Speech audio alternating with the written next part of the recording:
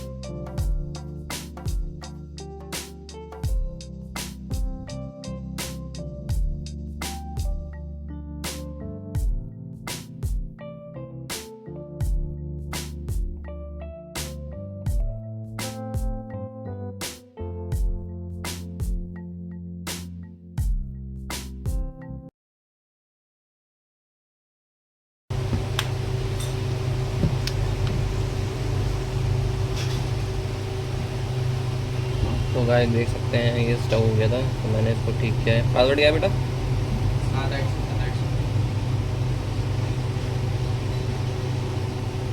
तो ये अब ठीक हो चुका है। नेक्स्ट वीडियो में मिलेंगे। वीडियो को ज़्यादा से ज़्यादा लाइक करो, शेयर करो, सब्सक्राइब करो।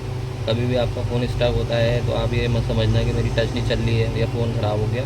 एक बार किसी भी मोबाइल की टेक्नीशियन पे जाके आप उसको खुलवा के उसका बैटरी का कनेक्टर निकलवा के लगवाओ और ये आपकी प्रॉब्लम सॉल्व हो जाएगी। इन्फॉर्मेटिव वीडियो थी इसलिए मैंने बनाई आपको दिखाने के लिए। बाकी नेक्स्ट वीडियो मिलेंगे। वीडियो को लाइक करो, शेयर करो, सब्सक्राइब करो।